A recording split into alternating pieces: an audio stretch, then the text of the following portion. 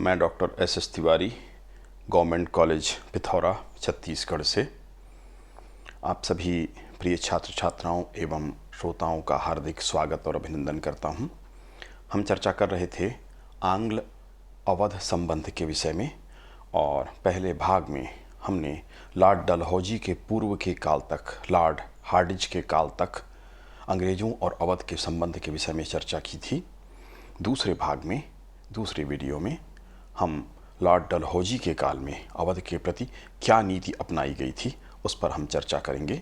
आप सभी को ज्ञात है कि लॉर्ड डलहौजी घोर साम्राज्यवादी व्यक्ति था और उसकी नीति स्पष्ट रूप से अवध के विलय की थी।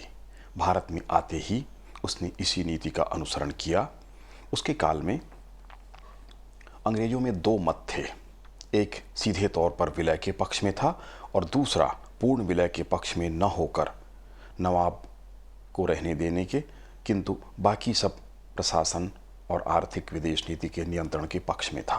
तो इन दो मतों के बारे में इस वीडियो में हम चर्चा करेंगे। फिर अवध के विलय का निर्णय लिया गया, किस प्रकार से निरीक्षण करने का दायित्व स्लीमेन को दिया गया, फिर आउटरम को दिया गया और विलय कर लिया गया। किस प्रकार से नवाब के द्वारा संधि पर हस्ताक्षर करने से इनकार किया गया, राजोचित व्यवहार नवाब के द्वारा किया गया। अंत में हम विचार करेंगे कि इसका औचित्य क्या था, वास्तव में उचित था अथवा नहीं था, और अंत में निष्कर्ष भी देखेंगे अवध के विलय के विषय में। तो आइए चर्चा शुरू करते हैं। लॉर्ड डलहौजी के काल। लॉर्ड डलहौजी घोर साम्राज्यवादी प्रवृत्ति का व्यक्ति था। उसने अवध को अंग्रेजी साम्राज्य में मिलाने के प्रयास प्रारंभ किए। अवध के नवाब पर युद्ध प्रारंभ करने, विद्रोह करने या षड्यंत्र करने का आरोप तो लगाया नहीं जा सकता था, क्योंकि अवध का जो नवाब था सदा ही वफादार बना रहा था। इस कारण अवध के राज्य को अंग्रेजी साम्राज्य में मिलाने का एकमात्र रास्ता यही था कि उस पर कुशासन का दोष लगाया जाए। इस हेतु डलहौजी ने तैयारी की।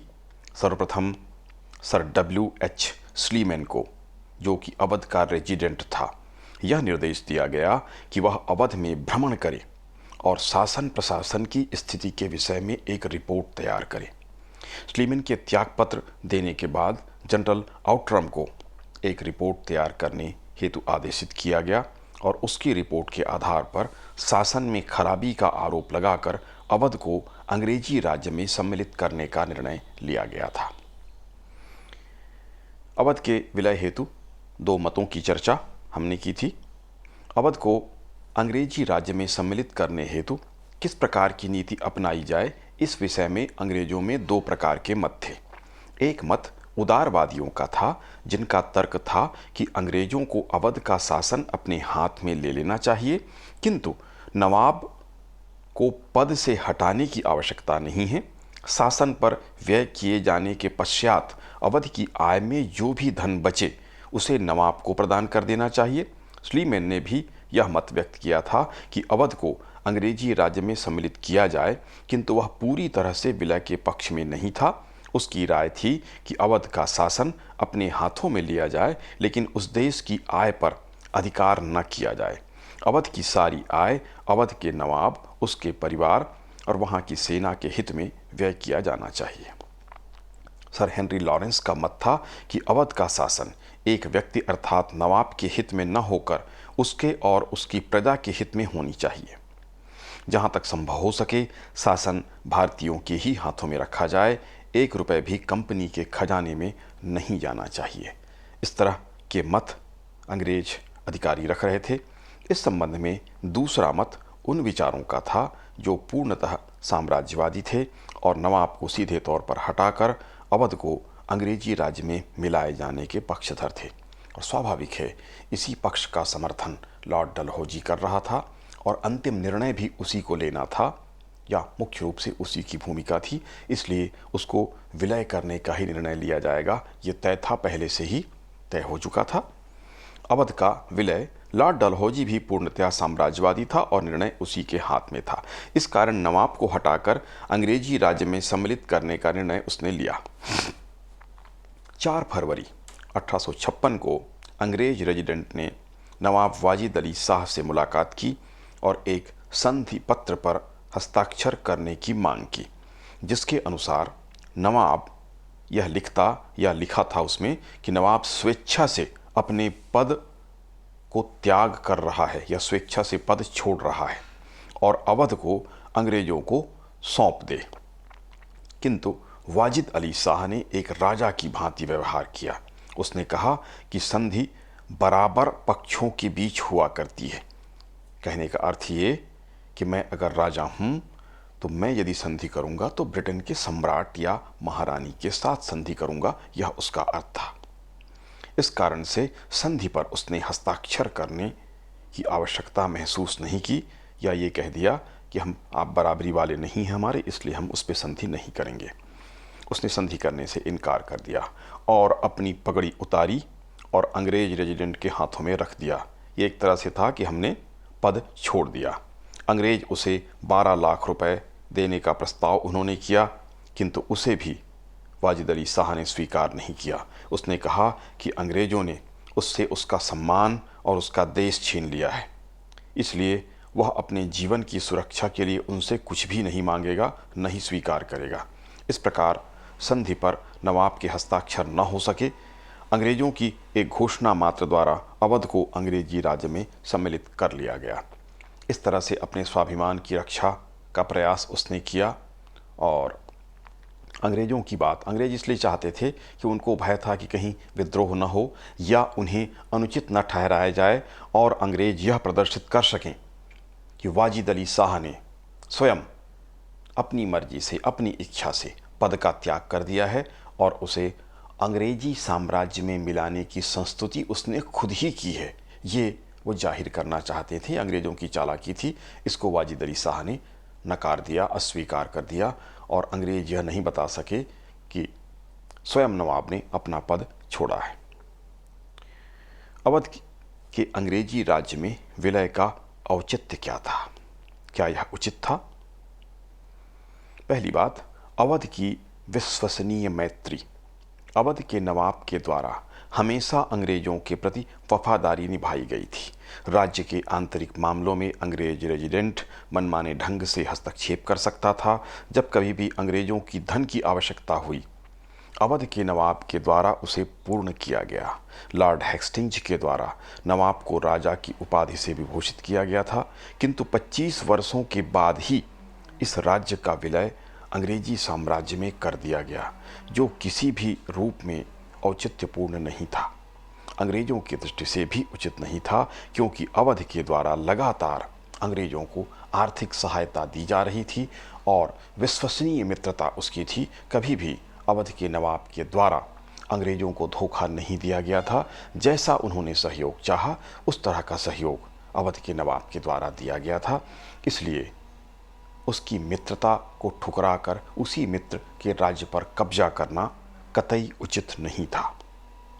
कुशासन हेतु अंग्रेज जिम्मेदार। अवध में यदि कुशासन था, तथाकथित कुशासन का आरोप लगाया गया था, विवादास्पद है ये भी, तो उसके लिए स्वयं अंग्रेज जिम्मेदार थे। नवाबों के द्वारा सुधार के जो प्रयत्न हुए उनमें अंग्रेजों के द्वारा पर्याप्त सहयोग उन्हें प्राप्त नहीं हुआ। अंग्रेज लगातार प्रशासनिक मामलों में हस्तक्षेप करते रहे। वजीर हकीम मेहंदी ने जब विलियम बेंटिंग से सुधार हेतु सहायता मांगी तो विलियम बेंटिंग के द्वारा उसे स्वीकार नहीं किया गया। इस तरह अंग्रेज गवर्नर जनरल अवध के नवाबों को शासन में सुधार हेतु धमकी अवश्य दिया करते थे, किंतु उनके द्वारा कोई भी सहयोग प्रशासन में सुधार के लिए नवाबों को प्रदान नहीं किया गया। अतः कुशासन की स्थितियों के लिए स्वयं अंग्रेज जिम्मेदार थे। अंग्रेजों का सहयोग शासन में सुधार के लिए आवश्यक था, क्योंकि अंग्रेज रेजिडेंट की सलाह से ही शासन का संचालन, प्रशासन का संचालन किया जा रहा था।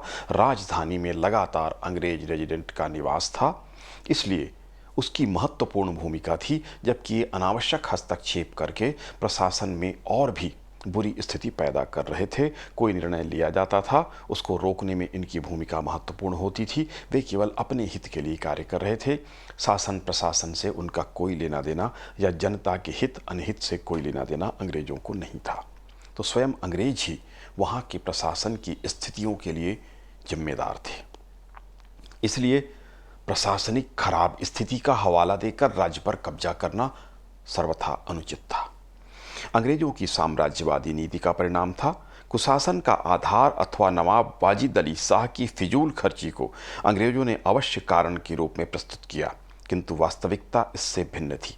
वस्तुतः अंग्रेज साम्राज्यवादी नीति के अंतर्गत किसी भी तरह से अवध को अंग्रेजी साम्राज्य का हिस्सा बनाना चाहते थे।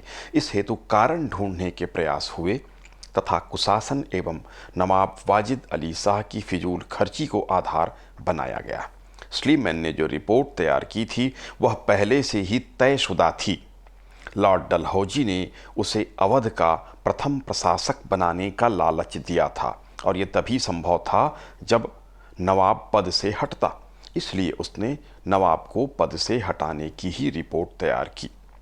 जब वह बीमार हो गया और उसको पद त्याग करना पड़ा तो आउटरम द्वारा जो रेजिडेंट हुआ के द्वारा जो रिपोर्ट दी गई वह भी स्लीमैन की रिपोर्ट पर आधारित थी। स्वयं उसने कहा था कि मुझे यहाँ का कोई व्यक्तिगत अनुभव नहीं है, क्या स्थितियाँ हैं उसकी जानकारी नहीं है।